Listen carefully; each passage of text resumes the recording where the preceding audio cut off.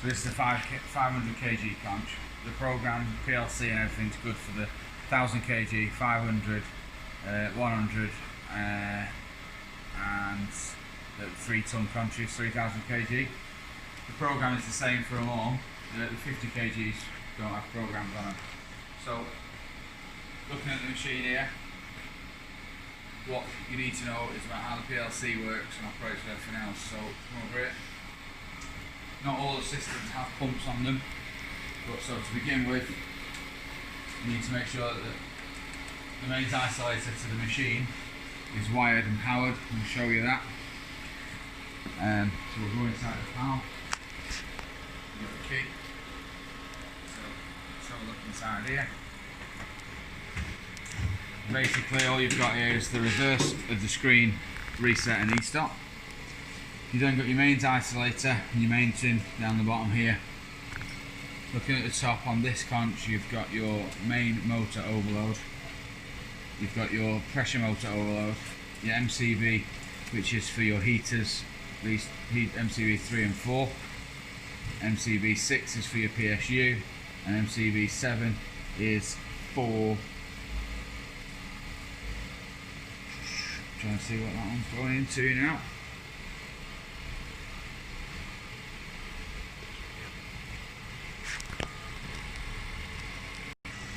For the pump, we've got a single phase pump over here, so that's for your water pump.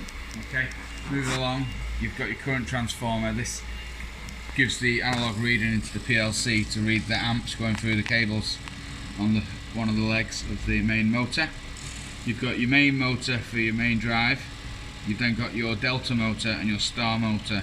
These are all the contactors, these three, are what drive the main motor at the back.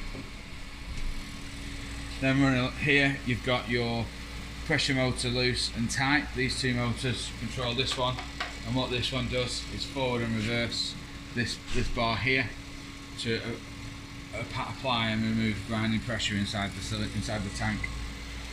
Then you've got your main brain here, the PLC. You've got your analog input card here and your temperature input card here. Got your network switch here. Safety circuit here for your e-stops, PSU unit, phase detection relay, looking down here, PD1, relay for the heater, for the pump, and then relays here and here are for your solenoid valve and the solenoid valve and your blow-off valve if you had one, if you had a fan extraction on the unit. Moving down then, you're going into the solid state relays. These are what control the two heaters. So we'll just close this door and go through the other parts of the machine. So we've already covered the pump here. There's another one of these doors on the other side which hold the two heaters. The two 3-phase 3 kilowatt heaters are on the other side of the machine. So how this water system works is we have mains water in here. We have an initial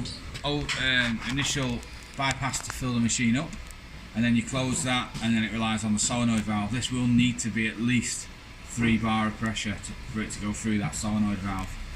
On this system, we also open this valve here to allow the water to circulate through the gearbox, and that will hit the return there. That can be constant.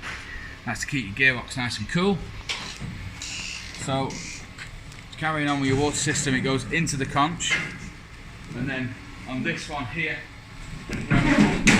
which pumps the water from the bottom of the conch to the top, and then we have a return valve over here which then flows all the way back out, ideally onto an open loop system, but on this one we've got it pumping out into the yard. And then you've got a pressure blow off valve at the top, which is just a mechanical valve. Okay, so moving on to the bits around here, you'll see there that you've got a product sensor, PT100 or thermocouple. These ones are thermocouples. And then around the other side, if you want to squeeze around there, you'll see another one which is for the water temperature. You'll see it just on the side there. That's great. So moving forward here, we've got pressure soft sensor, so we know when the pressure's completely off, and pressure hard sensor when we know the pressure's gone way past its maximum and the machine needs to stop. Using that current transformer inside there, it monitors the ampage of this motor, the main motor, and that ampage is controlled by how much pressure we apply using this motor here. Okay, so looking at the badge on this motor, we should be going no more than 29.9 amps. You can just see that there, so we'll call it 30 amps. Okay, there's a reason I've pointed that out. When you load, you'll load to this screen here, and you'll have a load of errors saying that the machine's lost power. What we'll do is we'll pause the video and we'll boot the machine up from a down power. So, if you want to pause. So, we've turned the machine on here at the isolator. We've knocked the isolator back on, and now this is from a down power. So, the machine lost its phases, so you have to acknowledge that. It'll have gone into an emergency state, so the drive will need resetting. So, first this one here, look at me here.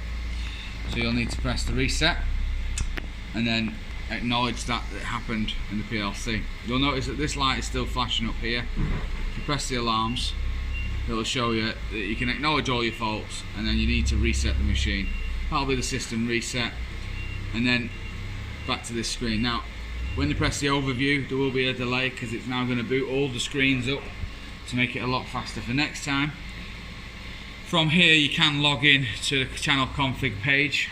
I'll show you inside there now before we do the next video, which explains all of these screens. So login is all in caps, and it's engineer,